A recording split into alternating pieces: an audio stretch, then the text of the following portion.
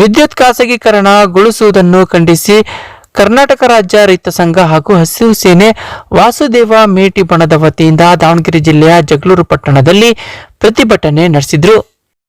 ಇದೇ ವೇಳೆ ಪ್ರತಿಭಟನಾಕಾರರು ಪಟ್ಟಣದ ಪ್ರವಾಸಿ ಮಂದಿರದಿಂದ ಮಹಾತ್ಮ ಗಾಂಧಿ ವೃತ್ತ, ಮಹಾತ್ಮ ಗಾಂಧಿ ಬಸ್ ನಿಲ್ದಾಣ, ಅಂಬೇಡ್ಕರ್ ವೃತ್ತ ಸೇರಿದಂತೆ ಪ್ರಮುಖ ಬೀದಿಗಳ ಮೂಲಕ ಕಾಲ್ನಡೆಗೆ ಜಾಥಾದ ಮೂಲಕ ತಾಲೂಕು ಕಚೇರಿಗೆ ತೆರಳಿ ಸರ್ಕಾರದ ವಿರುದ್ಧ ಘೋಷಣೆ ಕೂಗುತ್ತಾ ತಮ್ಮ ಆಕ್ರೋಶ ವ್ಯಕ್ತಪಡಿಸಿದರು. ನಂತರ ತಹಸೀಲ್ದಾರ್ ಅವರ ಮುಖಾಂತರ ಸರ್ಕಾರಕ್ಕೆ ಮನವಿ ಸಲ್ಲಿಸಿದರು. ರೈತರನ್ನು ಬೀದಿಗಿಳಿಸಿರುವಂತಹ ಬಂಡ ಸರ್ಕಾರಗಳಿಗೆ, ರೈತರನ್ನು ಬೀದಿಗಿಳಿಸಿರುವಂತಹ ಬಂಡ ಸರ್ಕಾರಗಳಿಗೆ ಬೇಡವೇ ಬೇಡ. ವಿದ್ಯುತ್ ಖಾಸಗೀಕರಣ ಮಾಡುವಂತ ಸರ್ಕಾರಗಳಿಗೆ, ವಿದ್ಯುತ್ ಖಾಸಗೀಕರಣ ಮಾಡಿರಲು ಹೊಂಟಿರುವಂತಹ ಬಂಡ ಸರ್ಕಾರಗಳಿಗೆ ಬೇಕೇ ಬೇಕು, ಬೇಕೇ ಬೇಕು. ಇದೇ ವೇಳೆ ರೈತ ಸಂಘದ ತಾಲೂಕು ಅಧ್ಯಕ್ಷ ಭರಮಸಮುದ್ರ ಕುಮಾರ್ ಮಾತನಾಡಿದವರು, ಬೆಸ್ಕಾಂ ಇಲಾಖೆಯನ್ನು ಖಾಸಗಿ ಟಾಟಾ ಪವರ್ ಕಂಪನಿ ಲಿಮಿಟೆಡ್ಗೆ ವಹಿಸಿರುವುದು ಅವೈಜ್ಞಾನಿಕ ಕ್ರಮವಾಗಿದೆ. ರಾಜ್ಯಾದ್ಯಂತ ಈ ಕ್ರಮಕ್ಕೆ ತೀವ್ರ ವಿರೋಧ ವ್ಯಕ್ತವಾಗುತ್ತಿದೆ. ಒಂದು ವೇಳೆ ರಾಜ್ಯ ಸರ್ಕಾರ ಖಾಸಗೀಕರಣ ನಿರ್ಧಾರ ಕೈಬಿಡದಿದ್ದರೆ ಮುಂದಿನ ದಿನಗಳಲ್ಲಿ ಉಗ್ರ ಹೋರಾಟ ನಡೆಸಲಾಗುವುದು ಎಂದು ಸರ್ಕಾರಕ್ಕೆ ಎಚ್ಚರಿಕೆ ನೀಡಿದರು.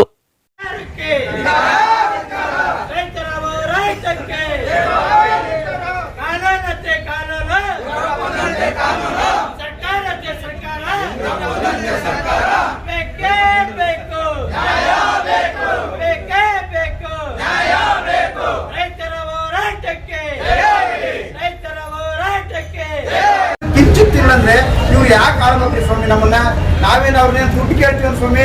ನಮಗೆ ಬೇಕಾಗಿರ್ತಕ್ಕಂಥದ್ದು ಕರೆಂಟ್ ಕೊಡ್ರಿ, ನೀರು ಕೊಡ್ರಿ, ಶಿಕ್ಷಣ ಕೊಡ್ರಿ ಅಂತ ಇಷ್ಟೇ ಕೇಳ್ತೀರ ಸ್ವಾಮಿ. ನಾವೇನು ಅವ್ರನ್ನ ಯಾವುದೇ ತರ ಹಣದ ವ್ಯವಹಾರ ಕೇಳ್ತಿಲ್ಲ.